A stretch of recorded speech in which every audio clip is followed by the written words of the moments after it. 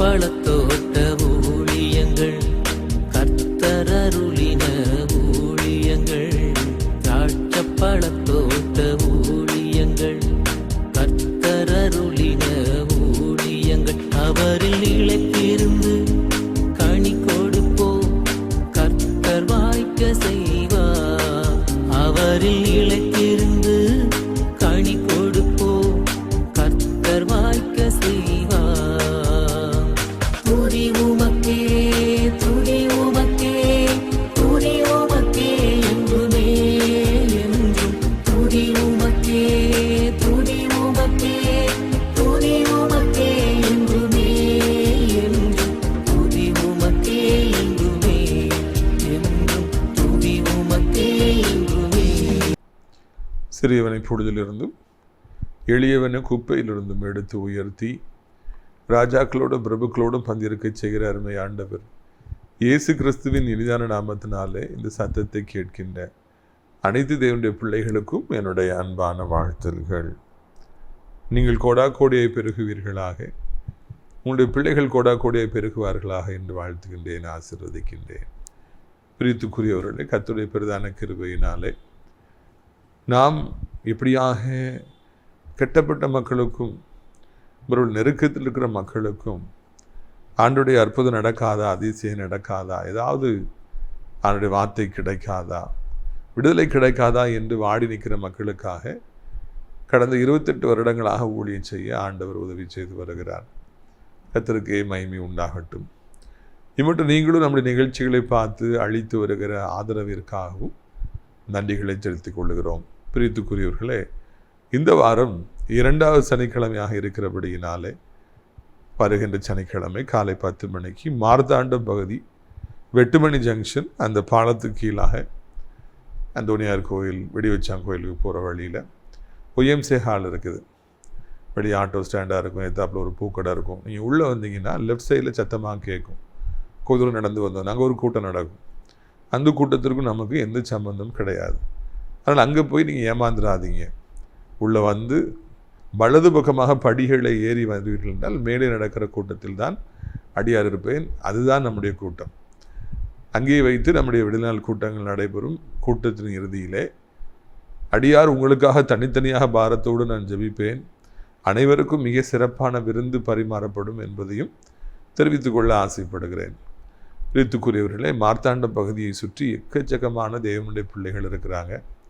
நிறைய பேர் நம்முடைய நிகழ்ச்சிகளை பார்க்குறீங்க. நீங்கள் ஏன் வரக்கூடாது? வந்து நீங்கள் ஏன் நம்முடைய ஊழியங்களில் பங்கேற்று இலவசமாக இயேசு கிறிஸ்து தரும் விடுதலையை பெற்று செல்லக்கூடாது என்று அன்போடு அழைக்கின்றேன். வருவீங்களா? கண்டிப்பாக நீங்கள் வாங்க. அது மாத்திரமல்ல, வருகிற ஞாயிற்றுக்கிழமை 2வது ஞாயிற்றுக்கிழமையாக இருக்கிறபடியினாலே காலை 10 மணி முதல் 12 மணி வரைக்கும் நாசரே தேவனுடைய மாளிகையில் வைத்து என்னை சந்திக்க விரும்புகிறவர்களை தனியாக நான் சந்தித்து அவருடைய ஆசீர்வாதங்களுக்காக ஜெபிப்பது வழக்கம். அதனால் நீங்கள் எங்கிருந்தாலும் என்னை சந்திக்க விரும்பினால் வரலாம், பிரச்சனைகளை சொல்லி ஜெபித்துவிட்டு போகலாம் என்கிற நல்ல செய்தியை உங்களுக்கு நான் அறிவிக்கும்படியாக விரும்புகிறேன். பிரியத்துக்குரியவர்களே, அடைக்கலான் குருவி எனப்பட்ட தேவனுடைய தரிசனம் ஆவிக்குரிய முதியோர் இல்லம் சிறப்பாக நடந்து வருகிறது. உங்களுடைய பெற்றோர்கள் இல்லைனா வயதானவர்கள் கவனிக்கப்பட முடியாத சூழ்நிலையிலே இருப்பார்கள் என்றால் குறைந்த கட்டணத்தில் நாம் அவர்களை சேர்த்து கொண்டு அவர்களுக்கு மிக சிறப்பான வசதிகளை நாம் வழங்கி வருகிறோம். இதில் முக்கியமாக நீங்கள் கவனிக்க வேண்டியது என்னென்னா, தினந்தோறும் ஜெபம் அங்கே நடத்தப்படுகிறது. இடம்பெற்ற குருவானவர்கள் ஆவிக்குரிய ஊழியக்காரர்கள் வந்து அந்த ஜெபங்களை நடத்துகிறார்கள். அவர்களுக்கு ஆறுதல் அளிக்கின்றார்கள். 3 வேளையும் விதவிதமான சிறப்பான உணவு அவர்களுக்கு அளிக்கப்படுகிறது. எனவே இந்த ஆவிக்குரிய முதியோர் இல்லத்தில் நீங்கள் சேரலாம். வந்து அங்கு தங்கியிருந்து உங்கள் அந்திம காலங்களை மிக மகிழ்ச்சியாக கழிக்கலாம் என்பதை அறிவித்துக் கொள்ள ஆசைப்படுகிறேன். அங்கேயே தங்கியிருந்து வேலை செய்ய நமக்கு ஆட்கள் தேவை. முக்கியமாக சுவையாக சமைத்து கொடுப்பதற்கு அனுபவம் பெற்றவர்கள், நர்சிங்காக கொடுக்குற நர்சஸ் மற்றும் ஜெபத்தை நடத்த பாஸ்டர்ஸ் போன்றவர்கள் நமக்கு தேவைப்படுறாங்க. அங்கேயே தங்கியிருக்கணும். முக்கியமாக அபலை பெண்கள் போன்றவர்களாக இருப்பாங்கன்னா அவங்க நல்ல சூட் ஆகும். அதனால் இதை கேட்கிறவர்கள் நீங்கள் வந்து தங்கும்படியாக, வந்து உதவி செய்யும்படியாக கேட்டுக்கொள்கிறோம். ஏராளமானவர் பிறந்தநாளை எப்படி இல்லாமல் கொண்டாடுறாங்க, வெட்டிங் டே எப்படியோ கொண்டாடுறாங்க. நீங்கள் ஏன் இங்கே இருக்கிற மக்களுக்கு உணவு கொடுத்து உதவி செய்து கொண்டாடக்கூடாது? இந்த நாட்களில் இந்த முதியோர் இல்லத்தில் நம்ம டாய்லெட்ஸு கட்டி வரோம். வருகிற மக்களுடைய எண்ணிக்கை அதிகரிக்கிறதுனால டாய்லெட்ஸ் கட்ட வேண்டியிருக்குது. டாய்லெட் கட்டுவது அதுக்கான நிறைய சிமெண்ட்டு, அதுக்கு நிறைய செங்கல், நிறைய மண், டெய்லி கொத்தனார்கள் சம்பளம்லாம் உயர்ந்துருச்சு, நம்ம கொடுக்கணும். டாய்லெட் க்ளோசட்ஸ் வாங்கணும், பைப்ஸ் வாங்கணும், ப்ளம்பர்ஸ் வரணும், அவங்களுக்கு பே பண்ணணும் என்று நிறைய இருக்குது. எக்கச்சக்கமாக டாய்லெட்ஸ் கட்டுறோம். அதனால் தேவனால் ஏவப்பட்டவர்கள் எல்லோரும் இந்த டாய்லெட் கட்ட நீங்கள் உதவி செய்யும்படியாக அன்போடு கேட்டுக்கொள்கிறோம். ஏறக்குறைய 3 லட்சம் ரூபாய் அதற்காக தேவைப்படுகிறது. உங்களால் குறைந்தபட்சம் 10,000 5,000 என்று கொடுத்து தாங்குவீர்கள் என்றால் அது மிகவும் இந்த கட்டுமான பணிக்கு பிரயோஜனமாக இருக்கும் என்பதை உங்களுக்கு நான் தெரிவித்துக் கொள்ள ஆசைப்படுகிறேன். கர்த்தர் உங்களை ஆசீர்வதிப்பாராக. இது நாளில் நம்முடைய பிரயோஜனத்திற்காக என்னாகமம் 23வது அதிகாரம் 8வது வசனம், தேவன் சபிக்காதவனை நான் சபிப்பது எப்படி? கர்த்தர் வெறுக்காதவனை நான் வெறுப்பது எப்படி? கூட்டு போகிறாரு பாலாக் ராஜா. இந்த பாருப்பா, இவங்க தான், இந்த கூட்டம் தான். மலையில் நின்று பார்க்குறாங்க, ஒரு பெரிய கூட்டமாக இருக்குது பார்த்தியா, இவங்க தான் நான் பயப்படுறவங்க, இவங்க தான் எனக்கு விரோதிகளை மாறி என்னை ஜெயித்துருவாங்க, நான் பயப்படுறேன், ஆனால் நீ சபி விடாத அப்படின்னு சொல்லி ஏவி விடுறான். ஒரு நாயை ஏவி விட்டு கடிக்க சொல்வது போல், இல்லைன்னா அங்கேருந்து அவனை சுடு, அவனை வெட்டிடு, அவனை கொன்னுருன்னு சொல்லி அந்த கொள்ளுபவர்களை ஏவி விடுவது போல இவன் எப்படியாவது இஸ்ரவேலை சபித்து விட வேண்டும் என்று சபிக்க சொல்லுகிறான். அதற்காக எவ்வளோ பணம் வேண்டும் என்றாலும் தங்கம் வேண்டும் என்றாலும் அவன் கொடுப்பதற்கு ஆயத்தமாக இருந்தான். தான் ஒன்றுமே செய்யலை, ஆனால் அந்த ஆட்களை ஏவி விடுறான். விடாத, அவனை சபி அப்படின்னு சொல்லி அவன் ஏவி விட்டான். இன்றைக்கி கூட கூலிப்படைகளை ஏவி விடுபவர்கள் உண்டு. அவனை கொன்னுரு, அவனை விடாத, அவனை தள்ளிரு, கீழே தள்ளி போட்டுரு, அவனுக்கு இந்த தீங்கு செஞ்சிரு, அந்த தீங்கு செஞ்சிரு. ஆட்களை ஏவி விடுறவங்க நிறைய பேர் இருக்காங்க. திரை மறைவாக நின்று செயல்படுறவங்க. அம்புகள் பாய்ந்து வரும், ஆனால் அதை அனுப்புகிற வில்லோ எங்கோ தூரத்தில் இருக்கும். தோட்டாக்கள் பாய்ந்து வரும், சுடுகிற துப்பாக்கி எங்கேயோ இருக்கும். அதை போல இன்றைக்கும் கூட இதுபோல மக்களை ஏவி விட்டு பின்பாக கையை கெட்டி கொண்டு சிரித்து கொண்டே நிற்கிற எத்தனையோ பேர்களை என்னுடைய வாழ்க்கையில் நான் கண்டிருக்கின்றேன். என்னுடைய வாலிப இதிலேயே என்ற பழகின நிறைய பேர்கள் உண்டு. அதில் என் ஃப்ரெண்ட்ஸ் ஒருத்தருக்கு சொல்லுவாங்க, அவன் நேரடியாக யார்கிட்டையும் சண்டை போட மாட்டான், நேரடியாக யார்கிட்டையும் வச்சுக்க மாட்டான், ஆனால் பிடிக்கலைன்னா ஆட்களை அனுப்பி அவர்களை படாத பாடுபடுத்துவான், அடிப்பான், என்னன்னாலும் செய்வான்னு சொல்லி சொல்லுவாங்க. என்றால் பணம் ஏராளமாக இருந்தது. நிறைய பேர் இந்த அம்புகளை ஏவி விடுறாங்க. போ, குத்தி விடு, போ, அவர்களை சபித்து விடு, போ, அவர்களை இல்லாமல் ஆக்கி விடு. வெறி. தான் ஒன்று செய்ய மாட்டார்கள். ஒருவேளை அவங்களால செய்ய முடியாது, இல்லைன்னா அதில் அவங்க தலையிட விரும்பலை, தானாக செய்ய விரும்பலை, இல்லைன்னா தான் பேர் அதில் வரணும்னு அவங்க நினைக்கல. அதனால அவங்க யாரோ ஒருவரை ஏவி விடுறாங்க. இதைத்தான் எல்லா இடங்களிலுமே நாம் சந்திக்கிறோம். இப்படிப்பட்ட மனிதர்களைத்தான் நாம் எல்லா இடங்களிலுமே பார்க்கிறோம். பிரியத்துக்குரியவர்களே, ஒன்றை நீங்கள் மறந்துவிடக்கூடாது. திரைமறைவாக நின்று செயல்படுபவர்களுக்கும் அந்த காரியத்தை நிறைவேற்றுபவர்களுக்கும் ஒரே தண்டனை தான் என்பதை நாம் மறந்துவிடக்கூடாது. ஒருவேளை அம்பு குத்திட்டு வில்லு தப்பிட்டுச்சுன்னு சொல்லி சொல்கிறதுக்கு ஒன்றுமே இல்லை. அம்பை பிடிச்சிக்கிட்டாங்க, கூலிப்படையை பிடிச்சிக்கிட்டாங்க, அவங்களுக்கு தண்டனை கொடுத்துருக்காங்கன்னு சொல்லி சொல்லலாம். பின்னாடி அனுப்பினவங்க, பணம் செலவழித்தவங்க, இல்லை ஏவி விட்டவங்க தப்பின மாதிரி இருக்கலாம். செய்வனைகளை செய்கிறவங்க, அந்த ஆவிகளை அனுப்புகிறவங்கள போய் ஆவி அடித்து திரும்பி நான் அடித்து அவங்களுக்கு ஒரு முடிவு ஏற்பட்டிருக்கலாம். காசு கொடுத்து செய்யின்னு சொன்னாங்களே, அவங்க தப்பின மாதிரி இருக்கலாம். ஆனால் செய்வனை செய்பவர்களுக்கும் செய் என்று சொன்னவர்களுக்கும் ஒரே தண்டனை தான். அதில் யாரும் தப்பவே முடியாது. இன்றைக்கு ஒருவேளை அவர் தப்பலாம், ஆனால் பின்பாக மறைவாக இருந்து செயல்படுபவர்கள் ஒரு நாள் நிச்சயமாக ஆண்டவரால் தண்டிக்கப்படுவார்கள். தேவனுக்கு மறைவானது என்று எதுவுமே கிடையாது. சொல்ல முடியுமாங்க? இதை செஞ்சால் ஆண்டவருக்கு தெரியாதுன்னு சொல்ல முடியுமா? இப்படி போனால் ஆண்டவர் கண்ணுக்கு தெரியாதுன்னு சொல்லி சொல்ல முடியுமா? இல்லை, கண்டிப்பாக தெரிய வரும். இந்த நாட்களில் சிசிடிவி கேமராக்கள் என்று இருக்கின்றன. மாளிகையில் கூட நமது அன்பை சகோதரி கண்மணி சாலமோன் அவர்கள் நமக்கு அதை வாங்கி கொடுத்து எல்லா இடத்தையும் கவரேஜ் பண்ணுறோம். என்ன நடந்தாலும் அது கிளீனாக கேப்சர் பண்ணுது, யாரும் அங்கே தப்ப முடியாது. அதே போலவே ஒரு சாதாரண கேமராவுக்கு வல்லமை இருக்குதுங்க, என்ன நடக்கிறத கிளீனாக கேப்சர் பண்ணுது. ஆனால் அதோடைய ரேஞ்செலாம் ரொம்ப கம்மி. ஒரு இடத்துல இருக்குன்னா அந்த இடத்த மட்டும் தான் அது கேப்சர் பண்ண முடியும். ஆண்டுடைய கண்கள் எத்தனையோ கோடி கோடி சிசிடிவி கேமராக்களை விட பெரியது. இந்த உலகத்தில் யார் என்ன செய்தாலும் ஆண்டவருக்கு அது மறைவாக இருப்பதில்லை. நம்முடைய நினைவுகள் கூட அவருக்கு மறைவாக இருப்பதில்லை. நம்முடைய வாயிலிருந்து புறப்படுற ஒவ்வொரு வார்த்தையும் அவருக்கு மறைவாக இருப்பதில்லை. தேவனுடைய பிள்ளைகளுக்கு விரோதமாக யார் எழும்பினாலும், யார் எதை செய்தாலும், மொட்டை கடிதங்களை எழுதினாலும், இல்லைன்னா அவங்க மேலே என்ன ஒரு வேதனை அனுப்பிவிட்டாலும் கர்த்தர் பார்க்குறாரு. மறைவாக நின்று செயல்படுறியா, என் பிள்ளைக்கு விரோதமாக நீ நிற்கிறியா, ஆண்டவர் அதை உடனடியாக பார்க்குறாரு. கண்டிப்பாக ஆண்டவர் அவர்களை தண்டிக்காமல் விட மாட்டார். தேவனுடைய பிள்ளைகளுக்கு விரோதமாக எழும்பியவர்கள் வாழ்ந்ததாக சரித்திரம் கிடையாது. உங்களுக்கு விரோதமாக இன்றைக்கி யுத்தம் செய்கிறாங்க, அவங்க மறைஞ்சிருக்காங்க, அவங்கள யாரும் ஒன்றும் செய்ய முடியலன்னு நீங்கள் நினைக்கலாம். இல்லை, உங்களுக்கு விரோதமாக யுத்தம் செய்கிறவங்க, உங்களை அழிக்கணும் செயல்படுறவங்களை ஆண்டவர் சும்மா விட மாட்டார். அவர்கள் யாராக வேண்டுமென்றாலும் இருக்கட்டும், எவ்வளவு வல்லமை நிறைந்தவர்களாய் வேண்டுமென்றாலும் இருக்கட்டும், கர்த்தரை அறியாதவர்கள், கர்த்தருக்கு தூரமானவர்கள் எவ்வளவு வல்லமையாக இருந்தாலும் என்ன, அதெல்லாம் ஒன்றால் ஒன்றுமே இல்லாமல் போய்விடும். அவர்கள் தகர்க்கப்பட்டு போவார்கள், அவர்கள் ஒன்றுமில்லாமல் போவார்கள். நீங்கள் அவரை தேடியும் காண மாட்டீர்கள் என்று சொல்லி பைபிள் அழகாக சொல்கிறது. பிரியத்துக்குரியவர்களே, நம்முடைய ஆண்டவர் உங்களுக்கு விரோதமாக யுத்தம் செய்கிற ஒவ்வொருவரையும் தண்டிப்பார். ஒளிந்திருந்து செயல்படுறவர்களையும் தண்டிப்பார். உங்களுக்கு அறியாமலே உங்கள் பேரை பின்னால் போய் கெடுத்துட்டு இருக்கலாம். உங்களுக்கு தெரியாமலே உங்களுக்குள்ளே ஆஃபீஸில் உள்ளடி வேலைகளை செஞ்சிட்டு இருக்கலாம். உங்கள் காலை வாரி விட்டுட்டு இருக்கலாம். நான் ஒன்றும் செய்யலேன்னு சொல்லி அப்பாவையும் மாறி நிற்கலாம். ஆனால் தேவன் அவர்களுக்கு விரோதமாக யுத்தம் செய்வார் என்பதை நீங்கள் மறந்து விடாதிருங்கள்.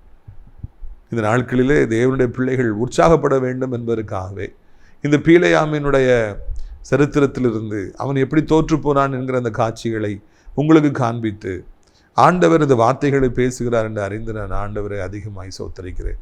நம்ம யுத்தம் செய்யணும்னு சொல்லி அவசியமே இல்லைங்க. நமக்கு வாய் பேச தெரியாது, நமக்கு சண்டை போட தெரியாது, நமக்கு கள்ள தூக்கி வீச தெரியாது. நம்ம அப்படி ஆண்டவராலே வளர்க்கப்படவில்லை. நாம் உண்டு, நம்முடைய வேலை உண்டு, நாம் உண்டு, நம்முடைய குடும்பம் உண்டு, நாம் உண்டு, நம்முடைய ஊழியம் உண்டு.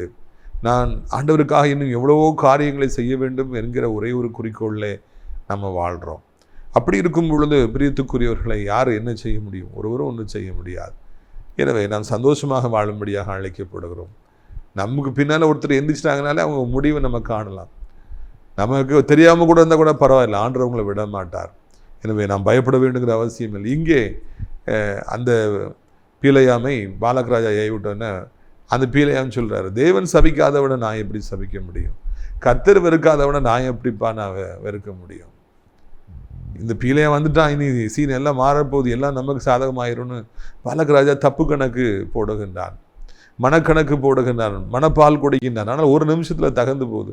கர்த்தர் வெறுக்காதவனை நான் எப்படி வெறுக்க முடியும்? கர்த்தர் சபிக்காதவனை எப்படி சபிக்க முடியும்? இதுதான் இந்த நாளிலே உலகம் முழுவதும் இருக்கிற அத்தனை மனிதர்களும், விசுவாச பிள்ளைகளை வெறுப்பவர்களும் கேட்க வேண்டிய ஒரு வார்த்தை. கர்த்தர் ஒருத்தரை வெறுக்கலை, கர்த்தர் ஒருத்தரை சபிக்கலை. ஊழியம் செய்யும் போது, ஆண்டவருக்காக நம்ம நிற்கும் போது ஆண்டவர் நம்மளை வெறுப்பாரா? ஆண்டவர் நம்மளை சபிப்பாராங்க? சொல்லுங்கள். அவருக்கு நம்ம வேலைக்காரராக இருக்கோம், அவருடைய பணியை நம்ம செய்கிறோம், ஊழியத்தை செய்கிறோம், அவரை நம்ம தூக்கி சுமக்கிறோம், அவருக்காக உயிரையும் கொடுக்குறதுக்கு நம்ம ஆயத்தமாக இருக்கோம். அப்போ ஆண்டவர் நம்மளை வெறுப்பாரா? நீங்கள் சொல்ல வேணும். நீங்கள் யோசித்து பாருங்கள். ஆண்டவர் நமக்கு விரோதமாக வருவாரா? ஆண்டவர் நம்மளை வெறுக்கலை, ஆண்டவர் நம்ம நேசிக்கிறாரு. அப்படி இருக்கும்போது இந்த உலகத்தில் எந்த மனிதனும் நம்மை வெறுக்க முடியாது, எந்த மனிதனும் நம்மை சபிக்க முடியாது. அப்படி சபிச்சாலும் அது எடுபடாது. அதைத்தான் இங்கே தெளிவாக இந்த வார்த்தை சொல்லுகிறது. எப்போ பார்த்தாலும் நிறைய பேர் எழுப்பி நீ விளங்க மாட்டேன், நீ நாசமாக போவ, நீ மாசம் போ.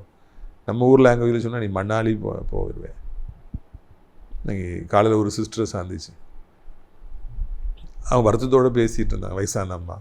நான் ஆலயத்துக்கு போயிட்டு வந்திருக்கிறேன், ஏன் பக்கத்து வீட்டுக்கார சொல்கிறா, உனக்கு கலரை நான் தான் கட்டுவேன், கலரை கட்ட சொல்லிட்டேன். எப்படி இருக்கும் பாருங்கள், அந்த வார்த்தை எப்படி இருக்கும் பாருங்கள். சர்ச்சுக்கு போயிட்டு இறங்கி நிற்கிறேன், உனக்கு கலரை கட்ட சொல்லியாச்சு, அவ்வளோதான், சீக்கிரம் நீ அடக்கம் பண்ணிட வேண்டியதான், நான் தான் அடக்கம் பண்ணுவேன். நிறைய பேர் நீ நாசமாகி போய் விடுவாய், உனக்கு கலரை கட்ட வேண்டியது, உன் கதை முடிஞ்சு போச்சு, உன் பிள்ளைகள் முடிஞ்சு போயிட்டாங்க, நீ விளங்க மாட்டேன், நீ உருப்பட மாட்டேன், எவ்வளோ வார்த்தைகளை சொல்கிறாங்க. கர்த்தர் அப்படி சொல்லாமல் இவங்க எத்தனை வார்த்தைகளை சொன்னாலும் ஒன்றும் நடக்க போகிறதில்ல. நீங்கள் அதனால் கலங்கணுங்கிற அவசியம் இல்லை. கர்த்தர் உங்களை நேசிச்சுட்டு இருக்காருங்க. கர்த்தர் உங்கள் மேலே அன்பாக இருக்கிறாரு, கர்த்தர் உங்கள் மேலே பாசமாக இருக்கிறாரு, பிரியமாக இருக்கிறாரு. அப்படி இருக்கும்போது எத்தனை 1000 பேர் உங்களை சபித்தாலும் நீ விளங்கவே மாட்டாய் என்று சொன்னாலும், உனக்கு ஒன்றுமே கிடையாது என்று சொன்னாலும் நீங்கள் அதை குறித்து கலங்க வேண்டிய அவசியமே இல்லை. ஏன் ஆண்டவர் சொல்லட்டும், நமக்கு ஒன்றும் கிடைக்காது, நம்ம ஒன்றுத்துக்காக மாட்டோங்கிறத மக்கள் சொல்லி கவலைப்படுங்கிற அவசியம் இல்லை. ஆண்டவர் சொல்லட்டும். இந்த உலகத்து மக்கள் அப்படித்தான், தேவனுடைய பிள்ளைகள் விழ வேண்டும், அவர்கள் ஒன்றுமில்லாமல் போக வேண்டும், வியாதியில் சாகணும், அவங்களுக்கு ஒன்றுமே கிடைக்கக்கூடாது, அவங்க ஆசைப்படலாம், சபிக்கலாம், சொல்லலாம்.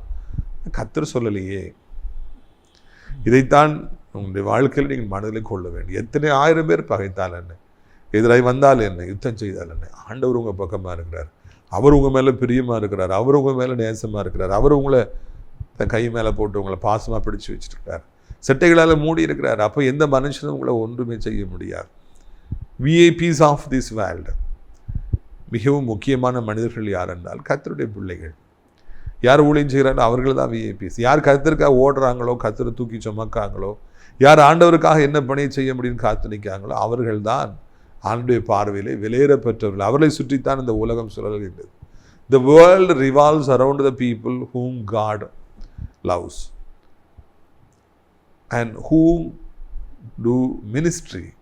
ஆண்டவருக்காக யார் ஊழியம் செய்கிறாங்களோ அவங்கள சுற்றி தான் இந்த உலகமே ஊரழுகின்றது.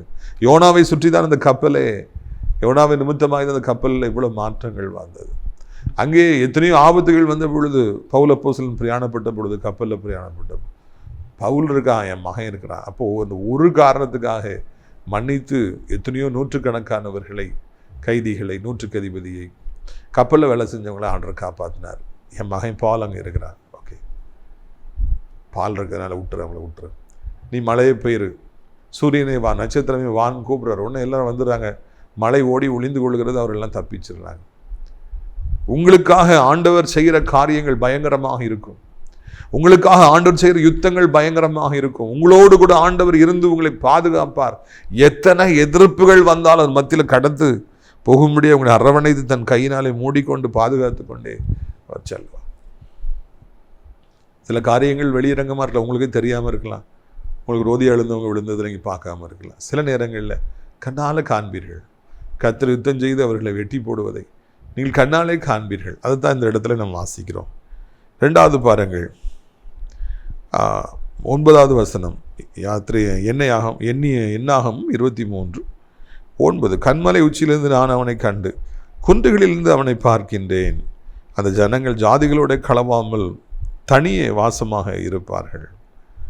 எல்லாரும் மேலேருந்து பார்க்குறாங்க, இவ்வளோ கூட்டமாக இருக்கிறாங்களே, இவ்வளோ திரளாக இருக்கிறாங்களே, இவ்வளோ ஆண்கள் இருக்காங்களே, இவ்வளோ பெண்கள் இருக்காங்களே, இவ்வளோ ஆடு மாடு இருக்குது, இவ்வளோ வசதி இருக்குது, எல்லாரும் பார்க்குறாங்க. இவங்க மொத்தமாக இருக்கிறாங்க, எல்லாரும் பார்க்குறாங்க. இதுதான் தேவனுடைய பிள்ளைகளுக்கு கர்த்தர் கொடுக்கின்ற ஆசீர்வாதம். நீங்கள் ஆசீர்வதிக்கப்பட்ட ஒரு வீட்டில் இருப்பதை, ஏன்னா உங்கள் வீடு பெரிதாக இருக்கும், கர்த்தர் உங்களை ஆசீர்வதிச்சிருப்பார். உங்கள் பிஸ்னஸ் நடக்கிற சென்டர், கடைகள் பெரிதாக இருக்கும்.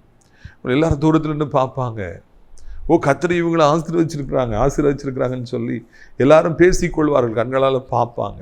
தேவன் தன் பிள்ளைகளை உயர்த்துறதை எல்லாரும் பார்க்கணும்ல, அதுதானே ஆண்டவருக்கு பிரியம். இன்றைக்கி யாரும் உங்களை பார்க்காம இருக்கலாம், இன்றைக்கி மனுஷருடைய பார்வையில் அற்பமாக இருக்கலாம், பூச்சியாக புழுவாக இருக்கிற மாதிரி இங்கே ஃபீல் பண்ணலாம். சீக்கிரம் உங்களை எல்லாரும் பார்ப்பாங்க. நான் ஊழியத்துக்கு வரும்போது எங்கள் அம்மாட்ட அடிக்கடி சொல்லுவேன், இந்த ஆசிரியத்தை நம்மளை திரும்பி பார்க்குமா இன்னும் ஆண்டவர் சொல்கிறாரு, போடா அப்படிம்பாங்க. ஏன்னா வீட்டில் காம்பவுண்டு வால் கூட கிடையாது, தட்டி வச்சு அடைச்சிருப்போம். அதையும் நான் மாடு கடிச்சு ஓட்டை போட்டுருவோம். ஒரு பாதுகாவலே இல்லை, ஒரு வீடு காம்பவுண்டு வால் கூட கட்ட முடியல. ஆசிரியத்தை திரும்பி பார்க்குன்னு சொல்றியடா அப்படிம்பாங்க. இப்போ அம்மா ஆண்டவர் நம்மளை ஆசீர்வதித்து வைத்திருக்கிறார், நீ சொன்னது நடந்துச்சுன்னா அப்படின்னு சொல்லுவாங்க. நான் சொல்லலை, எஸ்எப்பா சொன்னாங்க.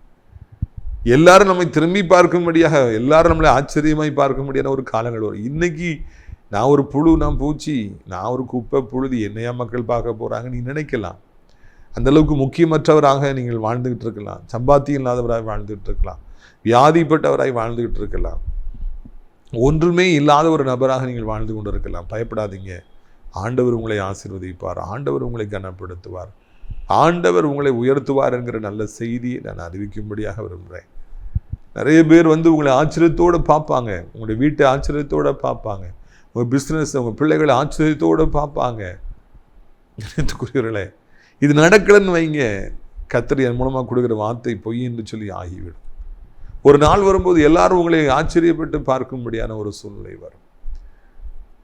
எல்லா இடங்களுக்கும் போகும்போது இதை பாஸ்டர் டிவியில் பேசுகிற பாஸ்டர் கிறிஸ்டோபர் ராஜா, தோத்திரம் தோத்திரம் ஐயா நல்லா இருக்கீங்களா, தோத்திரம்மா நல்லா இருக்கீங்களா என்று நான் கேட்டுவிட்டு செல்வது உண்டு.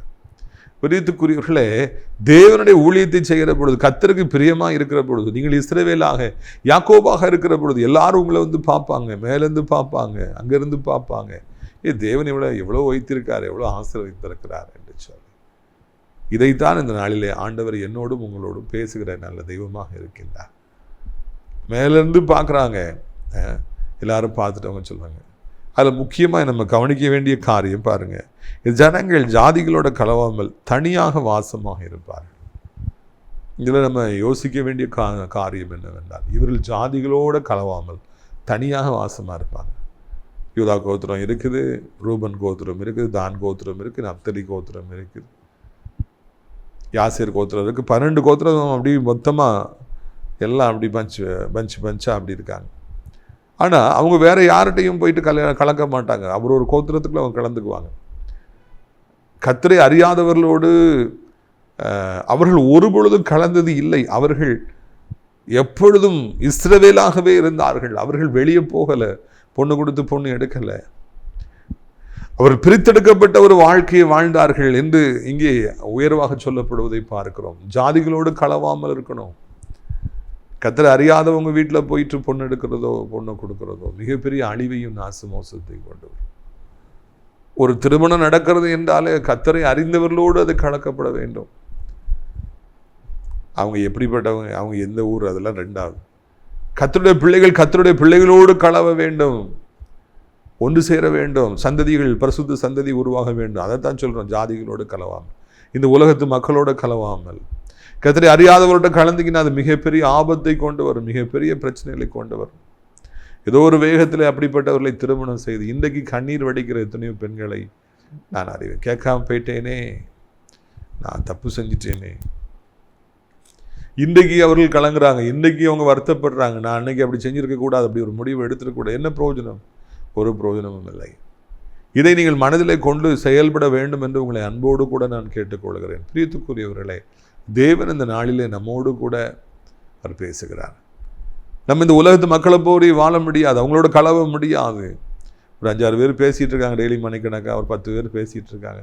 நான் ரசிக்கப்பட்டவன் நான் சொல்லிட்டு நானும் அதில் போய் நின்று பேசிகிட்டு இருப்பேன்னா, உலகத்தை குறித்தும் அரசியலை குறித்தும் சினிமாக்களை குறித்தும் நானும் பேசிகிட்டு இருக்கேன்னா எனக்கும் அவர்களுக்கு என்ன வித்தியாசம்? அவரோடு நான் கலக்க முடியாது, அவரோட போய் சேதனிக்க முடியாது, பேச முடியாது. நாம் பிரித்தெடுக்கப்பட்ட ஒரு வாழ்க்கையை வாழ வேண்டும் என்று எப்பொழுதுமே அழைக்கப்படுகிறோம். அப்போதான் நம்ம இஸ்ரவேல். நாம் பிரித்தெடுக்கப்பட்ட வாழ்க்கையை வாழுகிற பொழுதுதான் ஆண்டவர் நமக்கு எல்லா விதமான நன்மைகளையும் தருகிறார், பாதுகாவலை தருகிறார், பீலையாம்களின் வார்த்தைகளை போயாய் போக பண்ணுகிறார், நம்ம நேசிக்கிறார், நம்ம உயர்த்துகிறார். நாம் பிரித்தெடுக்கப்பட்ட வாழ்க்கையை வாழ அழைக்கப்பட்டிருக்கிறோம் என்பதை முதலாவது புரிந்து கொள்ளுங்கள். நடக்கையில் ஒரு மாற்றம் வேண்டும். உலகத்தாரை போல பேச முடியாது, உலகத்தாரை போல இருக்க முடியாது. நீங்கள் வித்தியாசமானவர்கள் என்று அவர்களை உணர வேண்டும். ரீத்துக்குரியவர்கள் அப்பொழுதுதான், அப்படிப்பட்ட ஒரு வாழ்க்கையை வாழுகிற பொழுதுதான் ஆண்டவருடைய பிள்ளைகளாகி நமக்கு சேசித்தமான ஆசீர்வாதங்கள் வரும். வேதனை இல்லாத ஒரு வாழ்க்கை வரும். யாருக்கு வேதனை? ஐயோ, யாருக்கு காயங்கள்? கர்த்தரை அறியாதவர்களோடு கலந்தபடியினாலே, வேறு விதமான மக்களோடு கலந்தபடியினால இன்றைக்கு கண்ணீர் வடிக்கிற எத்தனையோ பேர்களை காண்கிறோம். ஒரு பொழுதும் நாம் அப்படி செய்துவிட வேண்டாம். ஒரு பொழுதும் நாம் அப்படிப்பட்ட தவறை செய்து பின் நாட்களை வருந்த வேண்டாம். சாலமோன் ராஜா செய்த மிகப்பெரிய தவறு, கர்த்தரை அறியாத பெண்களை அவர் திருமணம் செய்தார். ஆண்டவர் அவருக்கு சொல்ல முடியாத நன்மைகளை கொடுத்திருந்தார் அல்லவா? ஞானத்தை கொடுத்தார், புத்தியை கொடுத்தார், பணம் செல்வத்தை கொடுத்தார், புகழை கொடுத்தார். அவருடைய வார்த்தையை கேட்பதற்கு எத்தனையோ மக்கள் காத்து கிடந்தார். உலகத்தில் எந்த மூலையிலெல்லாம் இருந்து வந்தார்கள். ஆனாலும் இறுதியில் கர்த்தரை அறியாத பெண்களோடு அவர் கடந்த பொழுது என்னவாயிற்று? அவர்களுடைய வழிமுறையை அவர் பின்பற்ற வேண்டியதாயிற்று, அவர்களுக்காக ஆலயங்களை கட்ட வேண்டியதாயிற்று. இறுதியில் அது நிமித்தமாய் தேவனுடைய கோவாக்கினை மூண்டது, அவருடைய சந்ததி சபிக்கப்பட்டது என்று சொல்லி காண்கிறோம். அவருடைய மகனாகிய ரெகொபோவாமிடமிருந்து 10 கோத்திரங்களை ஆண்டு பிரித்து எடுத்துக்கொண்டார். அவரை சிறுமைப்படுத்தினார். காரணம் என்ன? சாலமோன் ராஜா வேறு மனிதர்களோடு கலந்தது, அதுதான் காரணம். வாழ்விலே நாம் எப்பொழுது கவனமாக இருக்கும்படியாக அழைக்கப்படுகிறோம். ஃப்ரெண்ட்ஷிப் இருக்கலாம், ஃபெலோஷிப் இருக்க முடியாது. கர்த்தரை அறியாதவங்ககிட்ட நம்ம சேர்ந்து தான் படித்தாகணும், வேலை பார்த்தாகணும், பிஸ்னஸ்லாம் பண்ணி தான் ஆகணும், அதெல்லாம் ஒன்றும் செய்ய முடியாது. பரவாயில்லை, ஆனால் கலக்க முடியாது, அவளோடு கலக்க முடியாது. இதை நீங்கள் புரிந்து கொண்டாலே உங்களுடைய வாழ்க்கை இன்பகரமாக இருக்கும் என்பதை நீங்கள் மனதில் கொள்ள வேண்டும் என்று சொல்லி உங்களை அன்போடு கூட கேட்டுக்கொள்கிறேன். இதுக்குள்ள இதெல்லாம் யார் சொன்னாங்க அப்படின்னா, அவளை சபிக்க வந்த அந்த பீலையாம் வாயிலிருந்து வந்த வார்த்தைகள். சாப வார்த்தைகள் கொடுக்கணும்னு அவர் போகிறார், ஆனால் ஆசீர்வாதமான வார்த்தைகள் வருது. அற்புதமே அவர் நடத்ததில்லை. பார்த்தீங்களா? உங்களுடைய வாழ்க்கையில் யாரெல்லாம் உங்களுக்கு ஒரு எதிரியாக நிற்காங்களோ, யாரெல்லாம் உங்களை அழிச்சுன்னு நினைக்காங்களோ, அவங்களே உங்களை ஆசீர்வதிக்கும்படியான சூழ்நிலையெல்லாம் கர்த்தர் உருவாக்கி தருவார். உங்களுடைய ஆசீர்வாதங்களுக்காக இந்த நாளில் நான் ஜெபிக்கும்படியாக விரும்புகிறேன். ஜெபிப்போமா? கண்மலையை பிளந்து வனாந்திரத்திலே கர்த்தாவேவும் ஜனங்களின் தாகம் தீர்த்தீரே. கண்மலையை பிளந்து வனாந்திரத்திலே கர்த்தாவேவும் ஜனங்களின் தாகம் தீர்த்தீரே. பள்ளத்தாக்கிலும் மலைகளிலும் பள்ளத்தாக்கிலும் மலைகளிலும் தண்ணீர் பாயும் தேசத்தை நீர் வாக்களித்தீரே. தண்ணீர் பாயும் தேசத்தை நீர் வாக்களித்தீரே. ஊற்று தண்ணீரே இந்த தேவ ஆவியே, ஜீவநதியே என்னில் பொங்கி பொங்கி வா. ஊற்று தண்ணீரே இந்த தேவ ஆவியே, ஜீவநதியே என்னில் பொங்கி பொங்கி வா. நம்முடைய ஆண்டவர் ஊற்று தண்ணீரை போல உங்களுடைய வாழ்க்கையில் புறப்பட்டு வர விரும்புகிறார். அளவில்லாமல் உங்களை ஆசீர்வதிக்க விரும்புகிறார். அறியப்படாத மனிதராக இருந்திருக்கலாம், விரும்பப்படாத ஒரு மனிதராக இருந்திருக்கலாம், அற்பமாக எண்ணப்படுகிறவராய் நீங்கள் இருக்கலாம். உங்களை எல்லாரும் ஆச்சரியமாய் பார்க்கும்படியாக, ஆச்சரியத்தோடு உங்களை அதிசயத்தோடு பார்க்கும்படி, ஐயா இப்படி இவனாயுமே இவளா இது அப்படின்னு சொல்லி எல்லாரும் ஆச்சரியத்தோடு பார்க்கின்ற அளவிற்கு தேவன் உங்களை திரும்பி பார்க்கும்படியாக செய்ய போகிறார். கர்த்தர் உங்களை வெறுக்காமல் இந்த பூமியில் யார் உங்களை வெறுத்தாலும் கவலைப்படாதீங்க. கர்த்தர் உங்களை சபிக்காமல் எந்த மனுஷி சபிச்சாலும், உங்களை கேவலமாக பேசினாலும் பயப்படாதீங்க. கர்த்தர் உங்களை ஆசீர்வதிப்பது, உங்களை உயர்த்துவது உறுதி. கர்த்தர் உங்களுடைய பிஸ்னஸ் ஆசீர்வதிப்பது உறுதி. உங்களுடைய ஊழியத்தை ஆண்டவர் உயர்த்துவது உறுதி. கர்த்தர் உங்களுக்காக ஒரு கொடியை ஏற்றுவது உறுதி. அப்பா, இஸ்ரவேலுக்கு என்று சொல்லி இத்தனை மகிமைகளை வச்சிருக்கீங்களா? நேசிக்கிற பிள்ளைங்க, உமக்கு பின் வருகிற பிள்ளைகளுக்கு இவ்வளவு ஆசீர்வாதங்களை வச்சுருக்கீங்களா? அவங்க மேலே நீங்கள் இவ்வளவு அதிகமான அன்பை வச்சுருக்கீங்களா? நன்றிப்பா, நன்றிப்பா, நன்றி. ஒவ்வொருவரையும் ஆசீர்வதிங்க. சத்தத்தை கேட்குற பிள்ளைகள் யாராக இருந்தாலும் அவர்களை ஆசீர்வதிங்க. அப்படியே வாழ்க்கையில் நன்மையான காலங்களை நீங்கள் உண்டு பண்ண வேண்டும் என்று சொல்லி கெஞ்சி மன்றாடுகிறோம். இயேசு கிறிஸ்துவின் நாமத்தினால எல்லா வேதனைகளும் எல்லா துன்பங்களும் இப்பொழுதே மறைந்து போகட்டும் என்று சொல்லி கெஞ்சுகிறோம். இயேசுவின் ரத்தம் ஜெயம், இயேசுவின் ரத்தம் ஜெயம். ஆண்டவரே, பெரிய இழப்புகளை சமீபத்தில் சந்தித்தவங்க, எதிர்பாராத விதமாக பிரச்சனைகளை சந்தித்தவங்க, சோர்ந்து போயிருக்கிறாங்க, அவங்களை பலப்படுத்துங்க, ஸ்திரப்படுத்துங்க, தூக்கி நிறுத்துங்க. தேவனுடைய பிள்ளைகள் ஒரு தினம் அல்ல 7 தினம் விழுந்தாலும் அவர்கள் மறுபடியும் எழும்புவார்கள் என்று வார்த்தை சொல்லுகிறார். விழுந்து கிடக்கிற தேவனுடைய பிள்ளைகள், அவருடைய தொழில்கள், அவருடைய கையின் பிரயாசங்களுடைய படிப்புடைய ஊழியங்கள் எல்லாவற்றையும் மறுபடியும் தூக்கி நிறுத்துவீராக. இப்படி வல்லமை ஒவ்வொருவருக்குள்ளும் புறப்பட்டு போவதாக, வீடுகளுக்குள்ளே புறப்பட்டு போவதாக, அவருடைய அந்த விவசாயங்களுக்குள்ளாக, நிலங்களுக்குள்ளாக புறப்பட்டு போவதாக, கால்நடைகளுக்குள்ளாக புறப்பட்டு போவதாக, மீன்பிடிக்கிறவர்களுடைய வலைகளுக்குள்ளாக, போட்டுக்குள்ளாக நம்முடைய வல்லமை கடந்து போவதாக. ஆண்டவர், பேங்க்ல பல வருஷமாய் தூங்கி கொண்டிருக்கிற நகைகளை எப்படியாவது உடைய பிள்ளைகளுக்கு ஆண்டு திருப்பி சாத்தான நகைகளை பூட்டி வைக்க முடியாது, சிறைபிடிக்க முடியாது, அவைகளை திரும்ப கொண்டு வாருங்க. இழந்து போன நகைகளை மறுபடி தாருங்க. தங்கம் விலை எவ்வளவு உயர்ந்தால் என்ன, உடைய பிள்ளைகளுக்கு நிச்சயமாக அதை கொடுப்பீர். ஆண்டவர், ஏழை பிள்ளைகளுக்கு கொடுப்பீர், ஊழியம் செய்கிற பிள்ளைகள் கொடுப்பீர். ஆண்டவர் உயர்த்துவீர். அதற்காக நன்றி அப்பா. நீயோ கடன் வாங்காதிருப்பாய், கடன் கொடுப்பாய் எனப்பட்ட வாக்குத்தத்தம் உடைய பிள்ளைகளுடைய வாழ்க்கையில் நிச்சயமாக நிறைவேறுவதாக. கர்த்தர் அவர்களை தூக்கி நிறுத்துவீராக என்று சொல்லி கெஞ்சுகிறோம். இயேசுவின் நாமத்தினாலே இன்றைக்கு இப்பொழுது ஒரு அற்புதம் நடக்கட்டும் அப்பா. இன்றைக்கு இப்பொழுது ஒரு அற்புதம் நடக்கட்டும் அப்பா. இன்றைக்கு இப்பொழுது ஒரு அற்புதம் நடக்கட்டும் ஐயா. தகப்பனே சூகாபா ஷபூனியா காரபல வியாதி நிமித்தமாக வாடி நிற்கிற பிள்ளைகளை தொடுவீராக, தொட்டவர்களை எழுப்புவீராக, தொட்டவர்களுக்கு ஆண்டவரை சுகம் கொடுப்பீராக. இந்த நாளிலே தகப்பன் என்ன வகையான வியாதியாக இருந்தாலும் அதை நீர் மாற்றி போட்டு கர்த்தாவே சோத்திரம் ஐயா, சுகமாக நீ வாழ உதவி செய்யும்படிக்கு நாங்கள் கெஞ்சுகிறோம். இயேசு கிறிஸ்துவின் நாமத்தினால ஷீபாரா தோபா கபூனா காபாலா ரபூனா காபானா.